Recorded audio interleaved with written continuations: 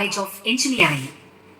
സാംസ്കാരിക കേരളത്തിന്റെ തലസ്ഥാനമായ തൃശ്ശിവപേരൂരിന്റെ ഹൃദയഭാഗത്തു നിന്നും 10 കിലോമീറ്റർ ദൂരത്തായി സ്ഥിതി ചെയ്യുന്ന IES education city 1991 IES education society എന്ന പേരിൽ പ്രവർത്തനം ആരംഭിച്ച സംരംഭം നിരവധി മികവുറ്റ വിദ്യാഭ്യാസ സ്ഥാപനങ്ങൾക്ക് നേതൃത്വം നൽകിക്കൊണ്ടും കുട്ടികളിൽ ക്വാളിറ്റി എഡ്യൂക്കേഷൻ എന്ന ആശയം മുൻനിർത്തിക്കൊണ്ടും 1974 ഖത്തറിൽ MES ഇന്ത്യൻ സ്കൂൾ ആരംഭിക്കുകയും ചെയ്തു. ഇതേ തുടർന്ന് വിദ്യാഭ്യാസ മേഖലയിലെ ഈ വളർച്ച IES എഡ്യൂക്കേഷൻ സൊസൈറ്റിയെ കേരളത്തിലെ തന്നെ ഉന്നത വിദ്യാഭ്യാസ സ്ഥാപനങ്ങളുടെ മുൻനിരയിലേക്ക് എത്തിച്ചു. College of Engineering is pleased to have your presence at the graduation ceremony IESC Graduation Day 2024 of BTech and MTech batches. We extend a very exuberant greeting to our honorable guest, Dr. K. Muralidharan, former Director, CSIR, CGSRI, and former Director, DOM, DRDO, Delhi, special guests, principals, HODs, faculty, and staff, and with a pulsating and a heartwarming greeting to the parents and students of all batches present here. This is the grand celebration of our students being conferred their degree titles, and this is the IESC Graduation Day 2024 of BTech batches from 2020 to 24 and MTech batches 2022 and honored by the presence of honorable guest Dr. K. Muralidharan sir, former Director CSIR, CSGRI, and former Director DOM, DRDO Delhi, and also presently President of Indian Science News Association, presenting an insight into his manifold accomplishments. Honorable guest Dr. K. Muralidharan sir, former Director CSRI, CISGSR, and former Director DOM, DRDO Delhi, for the Graduation Day address. Thank you.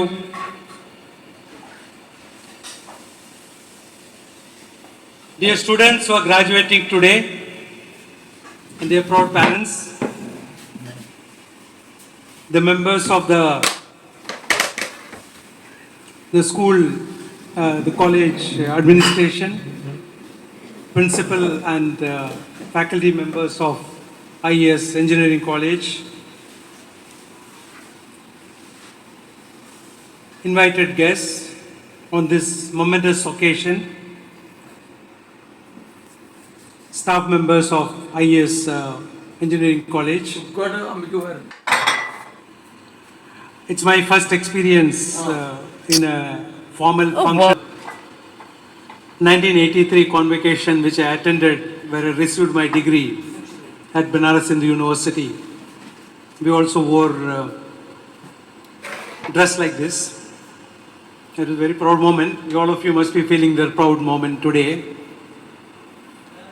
And I still remember I got my graduation, my certificate from what we call Kashi Naresh. That means the king of Banaras. He was still the king, and he was the chancellor of the university. So it takes me back those many years.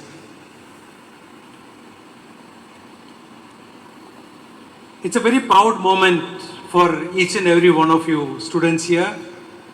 So is with the parents who are assembled here, and the faculty members and the teachers and the management, which made it possible for you to receive these high accolades. And as someone mentioned some time back, this is not the end of it. This is the beginning of it. Every human being, every person learns everything new every day. So how can you make your mind, make your body learn a new trick every moment? That is by keeping yourself fresh, keeping yourself willing to accept change, willing to accept new things every day. And in that context, we are, as a community, we are in a very fortuitous state, which all of you know. And to be living in this country, or to be a citizen of this country, you must have done something good in your previous generations, as we all believe. So all of us have a duty to perform, and the duty which you perform, which you are required to perform, may vary from each and every one of you, because most of you are now together as graduates of IES college, but tomorrow each and every one of you will in different walks of life, different atmosphere, different place. But wherever you go, you have to remember that you graduated out of this school, you graduated out of this state of Kerala, then you graduated out of this great country, India. It is your duty to perform accordingly and hold the flag high of the country, of the state you graduated from, and the college you graduated from, so that people will take notice of you and say, yeah, this is an IES graduate, and this person must be different from others. So I wish all of you will do that, and that is what this function, when you are a doubt, think of this function. There was a great function here where you all were did graduation. There was a graduation day here. You'll remember it because it's a rainy day. So when a rainy day comes later also, you know, yeah, I got graduated. My graduation ceremony was held on a rainy day. And people will remember you for what you do and what you have done and what you will be doing. As I told you, we are going through a transition period, and the expectations from this community, from the student community today, those who are graduating today, is very high. Because if you look at the world population as such, look at Europe, look at any other country, in all those places, the population is going down.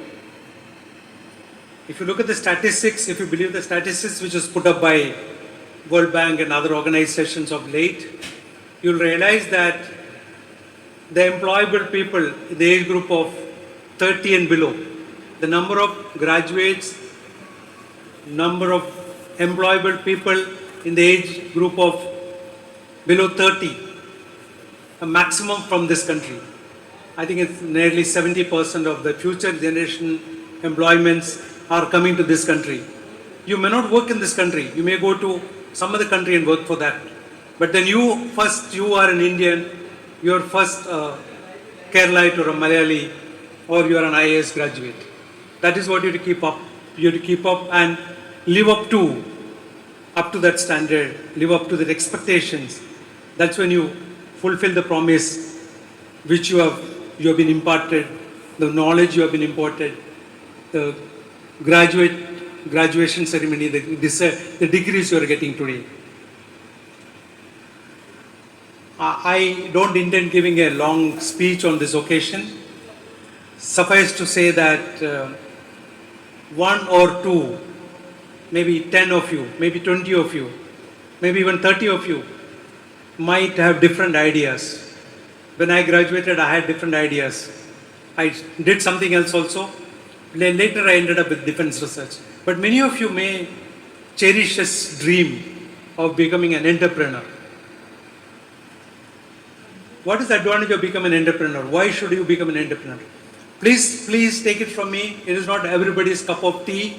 Every one of you may not become an entrepreneur, but some of you may have that internal momentum, that internal spirit that I would like to become an entrepreneur. Why should you become an entrepreneur? If you just go outside this campus, you see examples. One name that comes to my mind is Kochausa Chittilapalli. You must have heard V-God. You must have heard about the famous recreation park in Ernakulam from the V-God group. And There's another example which you may know, those who are familiar with films. There's a person in the film industry from Thrissur. He used to act as a villain, okay? Mr. Ravi. Now, if you take the example of this to become an entrepreneur, you can help your friend to become a startup person. Today's the world is going to go into a startup. What you do, if you become an entrepreneur or a startup person, you don't provide jobs for one person, but you provide jobs for a large number of people around you, maybe 15 or 20 people. Okay? So, being an entrepreneur is not a bad thing, it's a great thing. I'll tell you a very small example of what happened with a person whom all you know. It's none other than Swami Vivekananda. All of you remember his great speech, The Language of Religions, in Chicago, where he delivered the address, where he addressed the world and talked about the India and Indian culture and things like that. If you remember, in that, after he went to Chicago and he traveled to Chicago, and from there he was traveling to Canada. So in the ship which took him from USA to Canada, one of the persons who traveled with him was none other than Jamshedji Tata. So Jamshedji Tata told him, young people like you are required to come and teach in India. So he attracted, the first time he talked about education, imparting education to his countrymen, Tata saw Swami Vivekananda and invited him to come and head what is today is well-known Indian Institute of Science. It was not formed those days. So the first ever recruit Tata did was Swami Vivekananda himself. However, Swamiji said, look, I am built differently. My mental focus is somewhere else. So bear with me. I will not be joining you.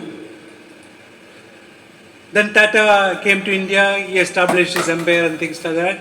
But education was in his mind all the time. He wanted to form the Tata Institute of Research. Dr. Baba, he laid the foundation stone for India's nuclear program that made India a powerful nation. The other person whom he brought from Kolkata is C.V. Raman. And all of you know what Raman did. With bare minimum facilities, almost nothing in the laboratory, he discovered the Raman effect and laid the foundation for the great Indian revival in science. But everything then goes back to one person who's not a technocrat at all, who is a businessman, Tata, who inspired two other youngsters in those days, which is the founder of atomic energy in the country, Baba, and the founder of science, the Indian Institute of Science at Bangalore, that is C.V. Raman. So C.V. Raman then joined the institute, became its director, and led wonderful research in that institute in physics. But later on to become one of the top institutes in the country. If you look at Indian Institute of Science, if you Google up, it is still the best. Is the still best in the country for research. But the thoughts of setting up such an institute came to the minds of Tata. So that's why I'm telling you, some of you have those dreams in your mind. There are many people, like Dr. Kalam said, who can't sleep. So Kalam said, dream, dream, dream. And he said, dreams are not that comes in your night sleep, when you sleep. But dreams are those who won't let you sleep. So if many of you, some of you will have such dreams going through your minds, please become an entrepreneur. Provide jobs to more people, your batchmates, your countrymen, and then follow the examples which I cited. of Kachosab, Chitlapalli and T.G. Ravi, then contribute your bit to the building of the nation, and then one day you will stand here and give the convocation address, and I look forward to that day, when I am alive or not, that I don't know, but I see some of you here, we take that path, and that path is required by a few of us, a few of you here, so that this country becomes a greater country. Jai Hind. Thank you. And now it's time for the tasseling ceremony. The ship of your campus life that set out in 2020 has now touched shore in 2024. And throughout the journey, you had seen many ships, and the horizon is just looming by. A lot of friendships, relationships, mentorships, internships, scholarships, and what's not. And now you have earned the right to turn the tassel. So now let's start by holding the tassel with your And left utilize our hand. knowledge You are going to move it to of the engineering right and side. technology. Okay? From service the of right, our motherland from the right and side. humanity. At present, you have all of you on the right. Ultimately. With your left hand, you are Thank you. moving it to the left. Okay? So let me say, all for one and one for all. Ready? 1, 2, 3, set, go!